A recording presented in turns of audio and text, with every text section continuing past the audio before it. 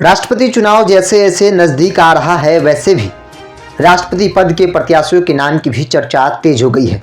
विपक्ष की ओर से यशवंत सिन्हा को राष्ट्रपति पद के लिए प्रत्याशी बनाया जा सकता है। इस बारे में औपचारिक ऐलान आज दोपहर 2:30 बजे हो सकता है। मंगलवार को दिल्ली में एनसीपी प्रमुख शरद पवार के आवास पर हुई विपक्षी दलों की बैठक में यशवंत सिन्हा के नाम को मंजूरी दी गई है। टीएमसी नेता ममता बनर्जी ने यशवंत सिन्हा के नाम का प्रस्ताव रखा था।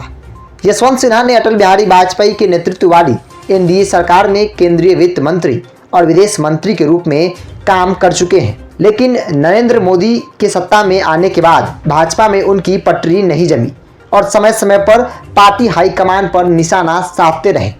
ऐसे में भाजपा में यशवंत सिन्हा पूरी तरह से साइडलाइन हो गए थे। साल 2021 में तृणमूल कांग्रेस में शामिल होने से पहले यशवंत सिन्हा ने 2018 में भाजपा छोड़ दी थी।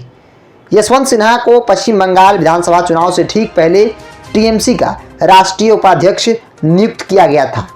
यशवंत सिन्हा ने राष्ट्रपति पद का उम्मीदवार बनाए जाने पर प्रतिक्रिया देते हुए ट्वीट किया कि टीएमसी ने मुझे जो सम्मान दिया उसके लिए मैं ममता जी का आभारी हूँ।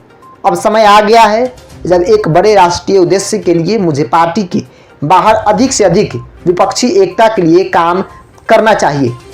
इससे पहले दिल्ली में शरद पवार के आवास पर हुई बैठक से पहले एक तृणमूल कांग्रेस ने कहा कि राष्ट्रपति चुनाव के लिए संभावित विपक्षी उम्मीदवार के रूप में यशवंत सिन्हा का नाम का प्रस्ताव करने के लिए कुछ दल सामने आए थे।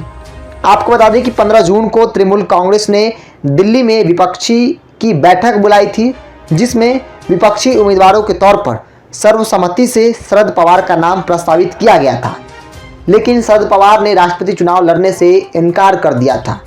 इसके अलावा ममता बनर्जी ने नेशनल कॉन्फ्रेंस के प्रमुख फारूक अब्दुल्ला और पश्चिम बंगाल के पूर्व राज्यपाल गोपाल कृष्ण गांधी के नाम को भी प्रस्तावित किया था, लेकिन दोनों ने इस प्रस्ताव को ठुकरा दिया और अब नाम जो है वो लगभग तय हो गया है। राष्ट्रपति उम्मीदवार को लेकर विपक्षी दलों की तरफ से यशवंत सिन्हा कद्दावर नेता हैं।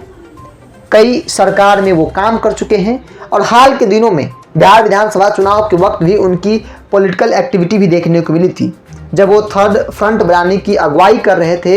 हालांकि वो सफल नहीं हो पाए थे, जिसके बाद वो तृणमूल कांग्रेस ज्वाइन किए। एक बड़ी जिम्मेदारी भी वहाँ मिली थी और यशवंत सिन्हा को लेकर एक बार फिर से चर्चा देश की राजनीति में होने लगी है कि यशवंत सिन्हा विपक्ष के तरफ से राष्ट्रपति के उम्मीदवार हो सकते हैं, क्योंकि उन्होंने ट्वीट कर जो बातें कही है उससे साफ जाहिर है कि उनके नाम पर मुहर लग गई है। क्योंकि बीते दिन दिल्ली में जब ममता बनर्जी ने तमाम विपक्षी नेताओं के साथ बैठक की, जिसमें सर्वसम्मति से यशवंत सिन्हा का नाम पर मुहर लगी है और आज 2:30 बजे सब कुछ औपचारिक तौर पर ऐलान कर दिया जाएगा।